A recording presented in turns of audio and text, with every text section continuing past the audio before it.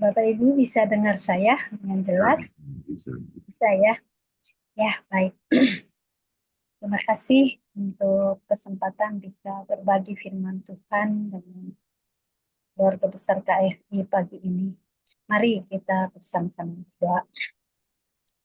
Bapak Surgawi, kami bersyukur pagi ini kami bisa bersekutu bersama-sama melalui um, doa pagi virtual dari Kingdom Family Indonesia. Terima kasih ya Bapak untuk pimpinanmu dan kehidupan kami masing-masing, baik secara pribadi maupun keluarga, dan yang terutama uh, keluarga besar Kingdom Family Indonesia. Terima kasih ya Bapak. Kami mau dengar dari firman-Mu, bicaralah kepada kami melalui renungan yang kami mau dengar, kami mau sampaikan pagi ini. Biarlah firman-Mu mengambil bagian dalam kehidupan kami, terutama di masa-masa kami menantikan dan merayakan uh, Natal. Kami juga akan menantikan datangan-Mu yang kedua kali, datangan-Mu kembali ke dalam dunia untuk uh, memenuhi janji-Mu bagi kami. Terima kasih Bapak, terima kasih Yesus, terima kasih Roh Kudus. Di dalam nama-Mu lah kami datang kepada-Mu. Haleluya. Kami yang percaya berkata, amin. Bapak Ibu, renungan pagi ini saya ambil dari Wahyu pasal 21 ayat 1 sampai 5. Saya bacakan langsung kepada kita semua. Sekali lagi Wahyu 21 ayat 1 sampai 5. Lalu aku melihat langit yang baru dan bumi yang baru. Sebab langit yang pertama dan bumi yang pertama telah berlalu, dan laut pun tidak ada lagi. Dan aku melihat kota yang kudus, Yerusalem yang baru, turun dari surga, dari Allah, yang berhias bagaikan pengantin perempuan yang berdandan untuk. Lalu aku mendengar suara yang nyaring dari tahta itu berkata, lihatlah, karena Allah ada di tengah-tengah manusia, dan ia akan diam bersama-sama dengan mereka. Mereka akan menjadi umatnya, dan ia akan menjadi Allah mereka. Dan ia akan menghapus segala air mata dari mata mereka. Dan maut tidak akan ada lagi. Tidak akan ada lagi perkabungan, atau ratap tangis, atau duka cita. Sebab segala sesuatu yang lama itu telah berlalu. Ia yang duduk di atas tahta itu berkata, lihatlah, aku menjadikan segala sesuatu baru. Dan firman-Nya, tuliskanlah, karena segala perkataan ini adalah tepat dan benar. Bapak Ibu, sejak saya dapat jadwal renungan pagi di KFI dengan tema Kristus yang telah datang, akan datang kembali, saya merenung-renung dengan tema ini. Saya juga melihat-lihat tema-tema khotbah yang diposting di berbagai flyer di medsos. Ternyata bahwa tidak ada yang menyatakan message seperti yang diungkapkan lewat tema khotbah ini, bahwa memperingati kelahiran Tuhan Yesus atau Natal uh, sebagai kedatangan yang pertama harus dipikirkan dalam kaitannya dengan kedatangannya yang kedua. Jadi ya ini istimewa. Saya juga baru berpikir seperti ini. Memang kalau kita merayakan Natal, maka semestinya lah kita berpikir tentang kedatangan Kristus kembali. Di berbagai tempat ada perayaan dan peringatan yang dikaitkan berhubungan dengan budaya. Mungkin bisa disebut budaya Natal. Hiasan-hiasan dalam rumah, kampung, dalam kota, pakaian-pakaian yang berwarna-warni, merah, hijau, kuning, putih, makanan-makanan enak, ya, kue Natal, liburan-liburan, kumpul-kumpul keluarga dan teman-teman, semuanya dilandasi dengan satu kata, Natal, Christmas. Tidak heran bahwa orang-orang yang belum ikut Yesus atau tidak berkomitmen sebagai pengikut Yesus bisa ikut dalam semua perayaan yang bisa dikatakan sebagai budaya Natal.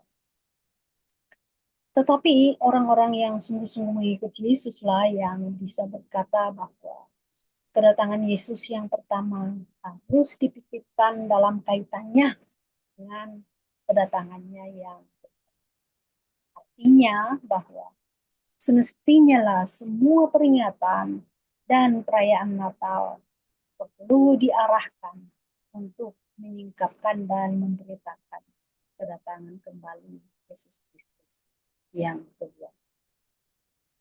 Kedatangan kedua Kristus adalah pengharapan besar gereja. Pengikut Yesus harus menantikan seperti yang dikatakan Titus pasal 2 ayat 13 sampai 14 dengan menantikan penggenapan pengharapan kita yang penuh bahagia dan penyataan kemuliaan Allah yang maha besar dan juru selamat kita Yesus Kristus yang telah menyerahkan dirinya bagi kita untuk membebaskan kita dari segala kejahatan dan untuk menguduskan bagi dirinya suatu umat kepunyaannya sendiri yang rajin. Kata Advent yang berarti kedatangan sebaiknya dimaksudkan sebagai waktu untuk menantikan dan mempersiapkan diri bukan hanya untuk memperingati kelahiran melainkan untuk kedatangan Yesus yang terdekat kedatangannya. Sayangnya gereja hanya menjadikan Advent sebagai persiapan peringatan kelahiran Yesus saja. Dan dengan demikian mengurangi fokus orang percaya dalam iman pada kedatangan kedua. Kita orang Kristen perlu hidup dengan penuh pengharapan saat kita mempersiapkan diri untuk kedatangan Yesus yang kedua. Baik perjanjian lama maupun perjanjian baru berbicara tentang bagaimana dunia yang kita kenal akan berakhir dan bahwa Allah sedang mengerjakan rencana keselamatannya sampai saat itu. Yesus berbicara tentang kedatangannya yang kedua ketika ia berkata dalam Yohanes 14 ayat 3, dan apabila aku telah pergi ke situ dan telah menyediakan tempat bagimu, aku akan datang kembali dan membawa kamu ke tempatku, supaya di tempat aku berada, kamu pun berada. Haleluya. Dan dalam Matius 24 ayat 29 sampai 30, Yesus kembali berkata, segera sesudah siksaan pada masa itu, matahari akan menjadi gelap, bulan tidak bercahaya, bintang-bintang akan berjatuhan dari langit, kuasa-kuasa langit. Itu akan tampak tanda anak manusia di langit. Semua bangsa di bumi akan meratap dan mereka akan melihat anak manusia itu atas awan-awan di langit dengan segala kekuasaan dan kemuliaannya.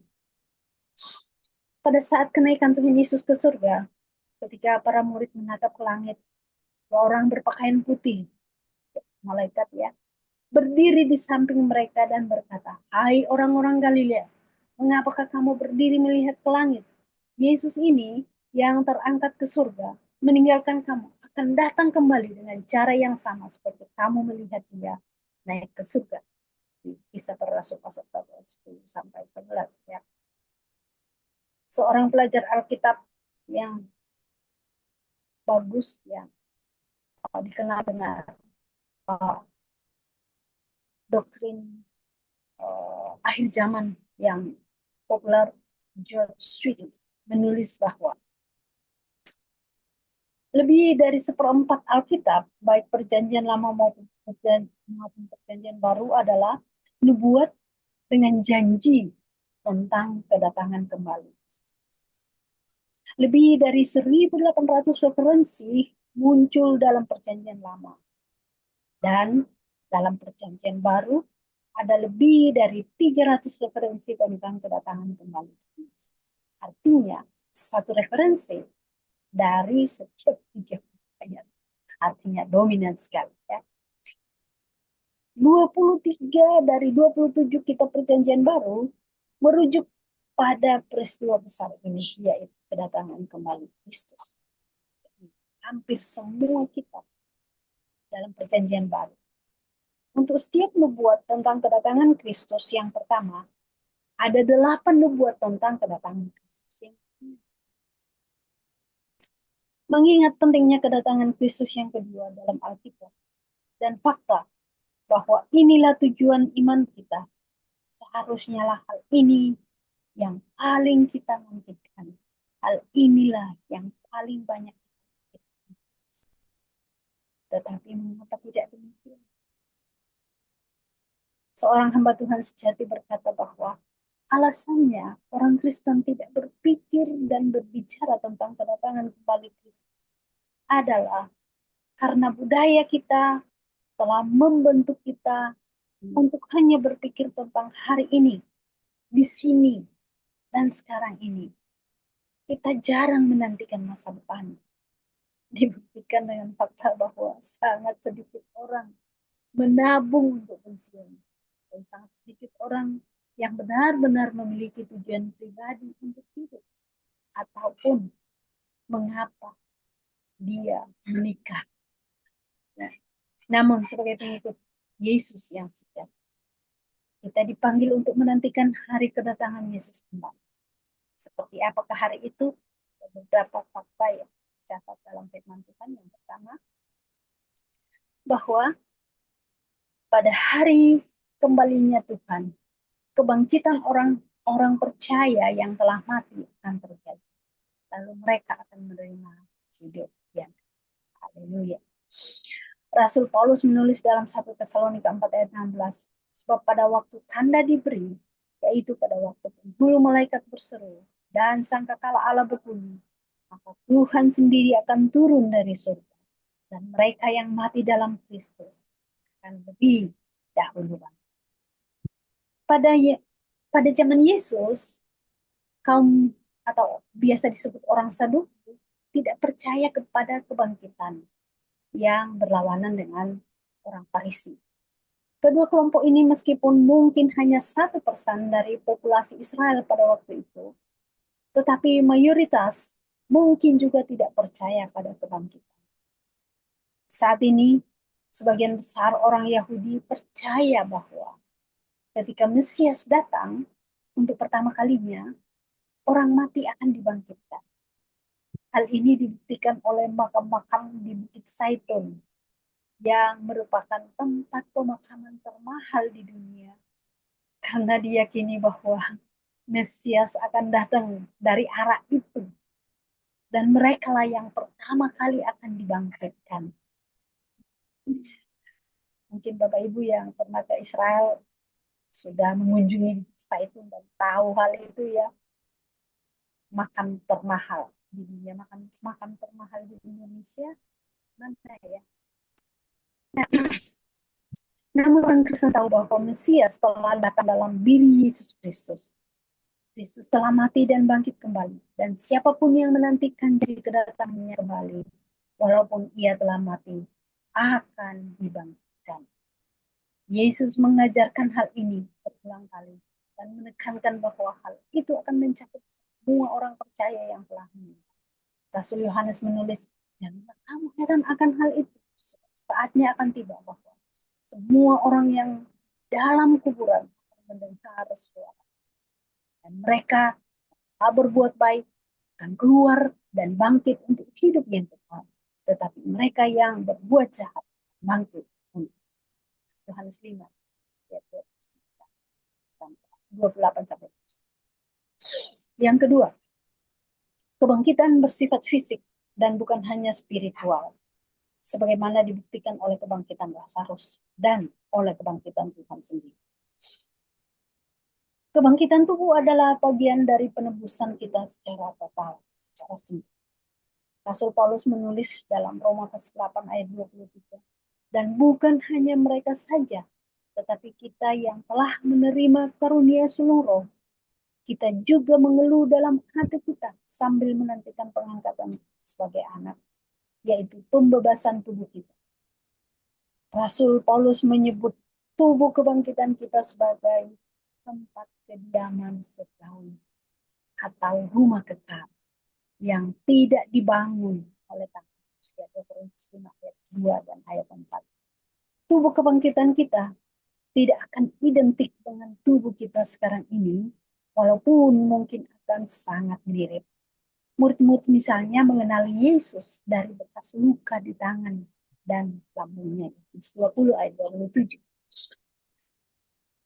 Yang ketiga, orang yang masih hidup akan diubahkan. Orang percaya yang masih hidup akan diubah dan ditransformasikan, sehingga tubuh fana akan menjadi tidak dapat binasa, seperti tubuh Kristus yang dimuliakan dan dibangkitkan. Orang-orang percaya yang hidup pada saat kedatangan Kristus akan diubah menjadi serupa dengan Dia. Rasul Paulus juga berkata, sesungguhnya aku menyatakan kepadamu suatu rahasia. Kita tidak akan mati semuanya, tetapi kita semuanya akan diubah dalam sekejap mata pada waktu bunyi nafiri yang terakhir. Sebab nafiri akan berbunyi dan orang-orang mati akan dibangkitkan dan keadaan yang tidak dapat binasa dan kita semua akan diubah. 1 Korintus 15 ayat 51 dan 52. Dan dalam Filipi 3 ayat 21-22 mengatakan, karena kewargaan kita adalah di dalam surga, dan dari situ juga kita menantikan Tuhan Yesus sebagai juru selamat yang akan mengubah tubuh kita yang hina ini sehingga serupa dengan tubuhnya yang mulia, menurut kuasanya yang dapat menaklukkan segala sesuatu kepada dunia. Keempat, seluruh ciptaan akan disembuhkan dan dipulihkan. Roma 8 ayat 22 sampai. Sebab kita tahu bahwa sampai sekarang segala makhluk sama-sama mengeluh dan sama-sama merasa sakit. Dan bukan hanya mereka saja, tetapi kita yang telah menerima karunia sungguh Roh, kita juga mengeluh dalam hati kita sambil menantikan pengangkatan sebagai anak, yaitu pembebasan tubuh kita. Di Taman Eden, segala sesuatu sesuai dengan kehendak. Dan setelah Allah menciptakan langit dan bumi, Allah melihat segala yang telah diciptakannya dan sesungguhnya semuanya itu baik. Kita diberi tanggung jawab menjadi penjaga. Tetapi kemudian dosa masuk ke dalam bumi. Hewan-hewan telah punah. Air dan tanah telah tercemar. Lapisan ozon bumi telah menipis. Dan udara yang kita hirup telah tercemar. Dalam Roma 8 ayat 20-21 dikatakan, karena seluruh makhluk telah ditaklukkan kepada kesia-siaan. Bukan oleh kehendaknya sendiri, tetapi oleh kehendak Dia yang telah menang. Tetapi di dalam pengharapan, karena makhluk itu sendiri juga akan dimerdekakan dari perbudakan kebinasaan dan masuk ke dalam kemerdekaan kemuliaan anak-anak. Dunia tempat kita hidup sangat berbeda dari apa yang Allah ciptakan dan berikan kepada kita. Paulus menantikan kedatangan Yesus kembali dalam Kisah Para Rasul. Dalam Kisah Para Rasul pasal 3 ayat 21, Kristus itu harus tinggal di surga sampai waktu pemulihan segala sesuatu. Seperti yang difirmankan Allah dengan perantaraan nabi-nabinya yang kudus di zaman dahulu. Yang kelima, itu akan menjadi hari penghakiman bagi orang yang tidak percaya dan orang berdosa yang tidak ditebus. Baik orang yang benar maupun orang yang tidak benar akan bangkit kembali dan dihakimi. Orang yang tidak benar akan ke neraka, tempat yang mereka pilih berdasarkan keputusan yang mereka buat dalam kehidupan yang mereka jalani. Tempat yang mengerikan ini digambarkan dengan berbagai cara. Tempat ini tempat di mana ada api yang kekal, Matius 25 ayat 41. Lautan api dan belerang. Bawahi 20 ayat 10. Tempat kegelapan yang paling gelap. Matius 8 ayat 12. Neraka juga digambarkan sebagai tempat siksaan dan hukuman abadi. Wahyu 14 ayat 10 sampai 11. Neraka adalah suatu tempat yang begitu mengerikan sehingga tidak seorang pun yang waras bisa tidak peduli. Meskipun kita tahu bahwa banyak orang yang tidak percaya, dan mestinya kalau percaya adanya neraka, maka mestinya tidak percaya juga adanya surga. Strong menggambarkan neraka seperti ini. Neraka adalah tempat yang sama sekali tidak ada kebaikan, baik fisik maupun spiritual. Disitulah penderitaan dari orang yang hati nuraninya jahat, orang yang diusir dari hadapan Allah, dan persekutuan orang-orang kudus. Orang itu berada di bawah hukuman Allah selamanya. Banyak orang percaya bahwa Allah yang penuh kasih tidak akan pernah mengirim anak-anaknya ke neraka, dan bahwa Allah akan mengampuni dosa setiap orang terlepas dari kehidupan yang mereka jalani. Namun, seperti yang sudah kita ketahui bahwa orang-orang ke neraka karena pilihan yang mereka buat dalam kehidupan yang mereka sadar di dunia ini. Allah tidak hanya memberikan kita setiap peringatan yang dibutuhkan untuk membuat pilihan yang benar dan tepat dalam, melainkan juga dalam kematian Yesus di kayu salib. Ia telah menyediakan setiap cara untuk menerima pengampunan, kehidupan baru di dalamnya, dan karunia hidup. Faktanya, tidak ada bukti Alkitabiah untuk mempercayai pemulihan akhir orang-orang yang hilang. Artinya orang-orang yang berdosa, yang telah ke neraka, atau keselamatan yang universal, atau keselamatan itu diuntukkan bagi seluruh manusia di dunia ini. Mungkin bukti yang paling jelas untuk membantah gagasan ini adalah bahwa kata yang sama adalah kekal digunakan untuk menggambarkan surga. Dan mereka ini akan masuk ke tempat siksaan yang kekal, tetapi orang benar ke dalam hidup yang kekal. Matius 25 ayat 4. Jadi perlu diterapkan kualifikasi yang sama pada keadaan orang-orang benar dan orang-orang jahat tentang keadaan akhirnya sama, kekal di surga atau kekal di neraka. Hal ini juga berarti membantah pemahaman dari kepercayaan lain yang populer dalam dunia ini bahwa ya tidak apa-apa berbuat dosa, kita akan ke neraka, tetapi nanti sesudah itu akan ke surga juga. Ya, kita tahu bahwa itu adalah ajaran yang sangat menyesatkan. Ya, dalam bukti-bukti Alkitab dikatakan bahwa orang yang ada di neraka tidak akan pernah menyeberang ke surga, dan orang yang memang sudah masuk surga tidak mau. Puji Tuhan yang menyediakan surga, dan puji Yesus yang telah datang dalam Natal dan sedang kita nantikan kembaliannya ke tempat kita.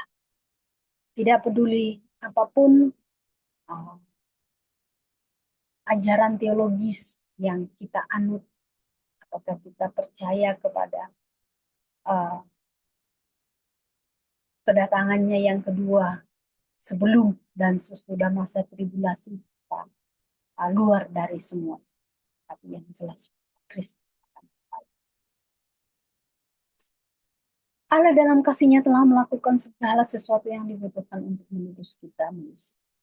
Keadilannya menuntut agar Dia menghukum dosa, tetapi kasih-Nya menyediakan keselamatan secara cuma-cuma bagi setiap orang yang percaya dan menerima.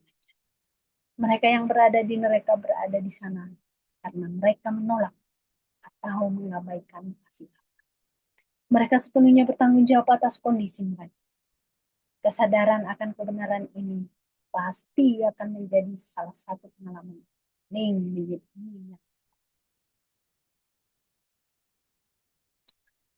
yang keenam, kerajaan Allah akan ditegakkan dan surga dan bumi yang baru. Surga paling sederhana didefinisikan sebagai tempat Allah berada. Itulah tempat peristirahatan. Ibrani 4:9. Kemuliaan 2 Korintus 4:17. Surga juga digambarkan sebagai kemurnian. Wahyu 21:27. Surga juga adalah tempat penyembahan dalam Wahyu 19:1. Surga juga adalah persekutuan dengan orang lain, orang-orang percaya lain. Ibrani 12:1. Dan surga adalah tempat di mana orang percaya akan berada bersama. Haleluya. Wahyu 21:3 berkata, lalu aku mendengar suara yang nyaring dari dia. Lihatlah, kemah Allah ada di manusia, dan Ia akan berdiam bersama-sama dengan mereka. Mereka akan menjadi umat-Nya, dan Ia akan menjadi Allah mereka. Pada kedatangannya yang kedua kali, Yesus akan mengalahkan musuh terakhirnya, yaitu maut dan kematian. Dia sebagai hakim akan mengubah dunia. Dia akan menaklukkan segala sesuatu kepada dirinya sendiri. Akhirnya ia akan menyerahkan kembali kerajaan itu kepada dan Allah akan menjadi penguasa atasnya. Puji Tuhan. Harapan kita untuk masa depan adalah melihat Yesus Kristus dengan mata kita. Suatu pemandangan yang melampaui pemahaman manusiawi kita dan berada di hadiratnya selamanya, dikelilingi lepas kasih kuasa dan surga akan menjadi pengalaman yang paling dinamis dan menggembirakan yang dapat dibayangkan. Ini akan menjadi waktu untuk memberikan pujian terbesar kepada Allah Bapa Putra Kudus. Seperti yang dikatakan dalam himne klasik Amazing Grace, di rumah Bapa yang baka.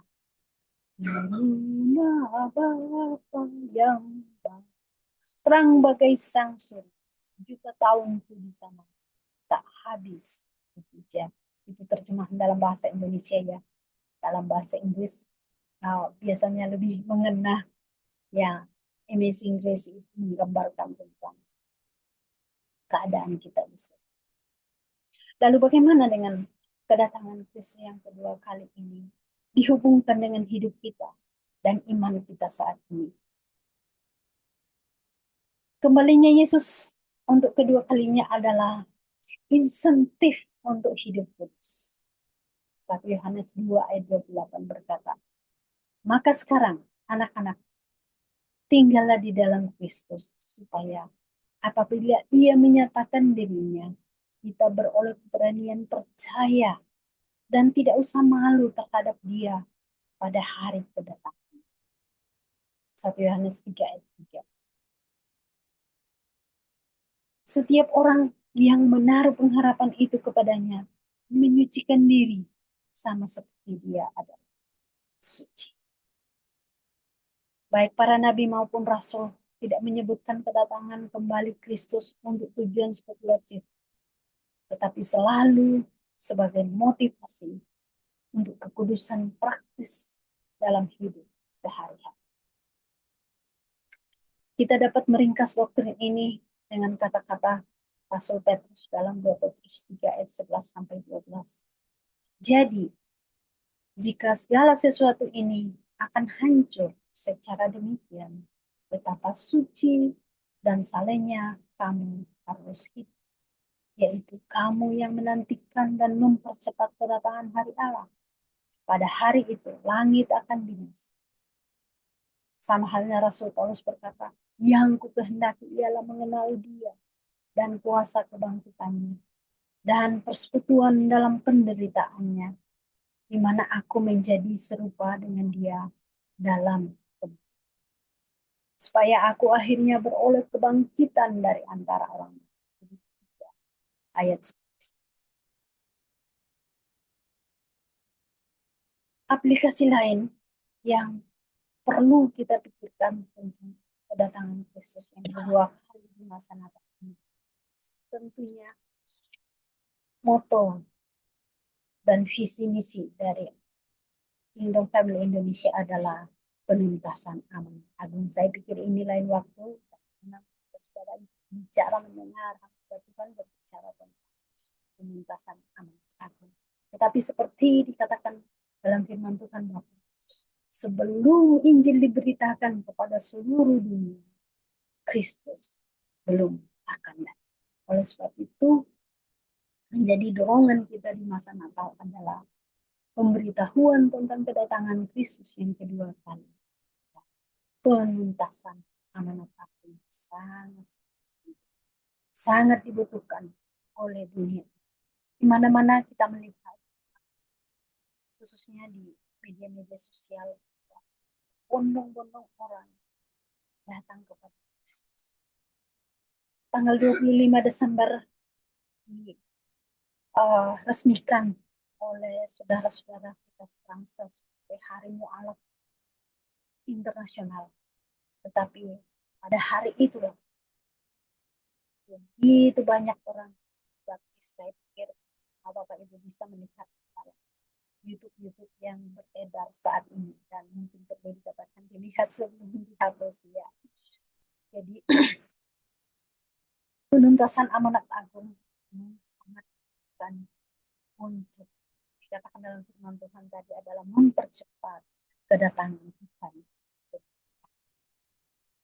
Jadi marilah kita yang menantikan, yang merayakan Natal terutama ya, merayakan Natal, kita menantikan kedatangan Yesus kedua kali. Marilah kita hidup kudus, tidak berfoya-foya dalam masa Natal, tidak juga hanya melihat Natal sekadar perayaan dan budaya yang kita perlu hidupkan, melainkan suatu hari baru, suatu hari khusus di mana keselamatan kita dari kebangkitan kita dari kematian diberikan kepada kita hadiah besar di dalam Kristus. Dan mari kita terus bersemangat, khusus KFC yang bermoto menuntaskan, turut menuntaskan amanat. Terus bersemangat. Mari kita berdoa. Bapa Surgawi, kami bersyukur di masa kami menantikan, merayakan, memperingati hari kelahiran-Mu. Kami juga mengerahkan diri kepada kedatangan-Mu kembali ke dalam dunia. Dan itulah yang terpenting. Ketika kami mengerahkan pandangan kami ke surga, bahwa Engkau akan kembali. Sementara itu Engkau juga memberikan kepada kami mandat untuk hidup kudus, supaya orang-orang di sekitar kami akan melihat bahwa sesungguhnya pengikut Kristus adalah orang yang sungguh-sungguh hidup sebagaimana yang dikehendaki